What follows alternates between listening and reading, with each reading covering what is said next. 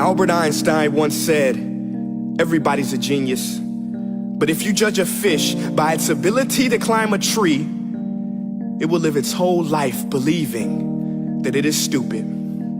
Ladies and gentlemen of the jury, today on trial we have modern day schooling. Glad you could come. Not only does he make fish climb trees, but also makes them climb down and do a 10-mile run. Tell me, school, are you proud of the things you've done?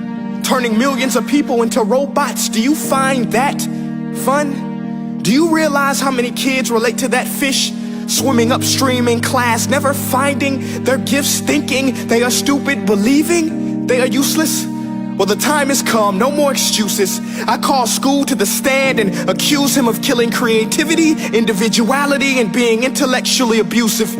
He's an ancient institution that has outlived his usage. So, Your Honor, this concludes my opening statement, and if I may present the evidence of my case, I will prove it. Proceed. Exhibit A. Here's a modern day phone. Recognize it? Here's a phone from 150 years ago. Big difference, right? Stay with me. Here's a car from today, and here's a car from 150 years ago.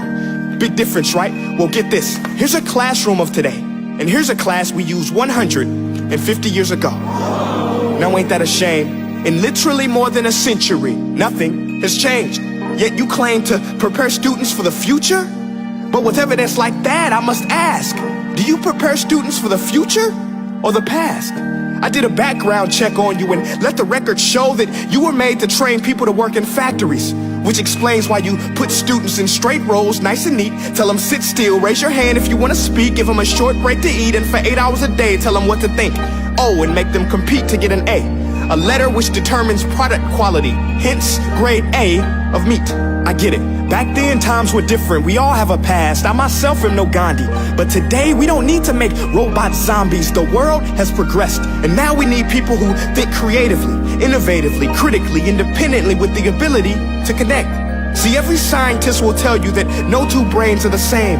And every parent with 2 or more children will confirm that claim.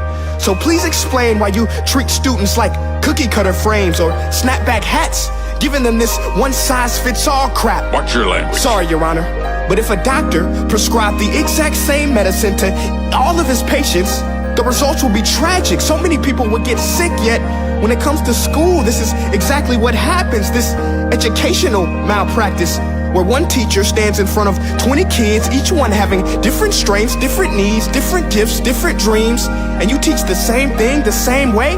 That's horrific.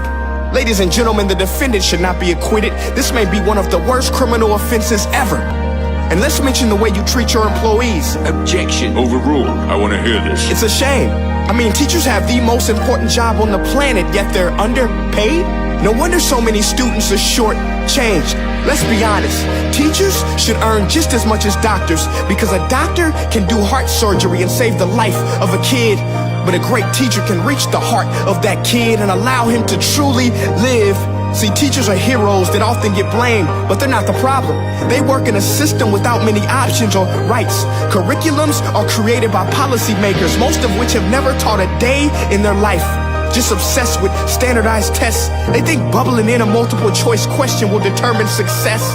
That's outlandish. In fact, these tests are too crude to be used and should be abandoned, but don't take my word for it. Take Frederick J. Kelly, the man who invented standardized testing, who said, and I quote, "These tests are too crude to be used and should be abandoned." Ladies and gentlemen of the jury, if we continue down this road, the results will be lethal. I don't have much faith in school, but I do have faith in people.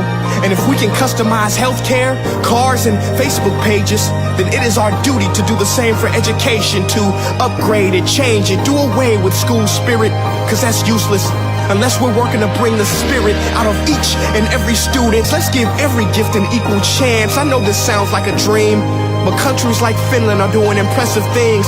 They have shorter school days, teachers make a decent wage, homework is non-existent, and they focus on collaboration instead of competition. But here's the kicker, boys and girls.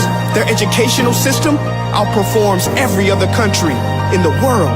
Other places like Singapore are succeeding rapidly. Schools like Montessori, programs like Khan Academy, there is no single solution.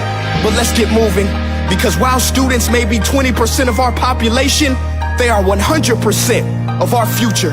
So let's attend to their dreams and there's no telling what we can achieve. This is a world in which I believe, a world where fish are no longer forced to climb trees. I'll rest my case.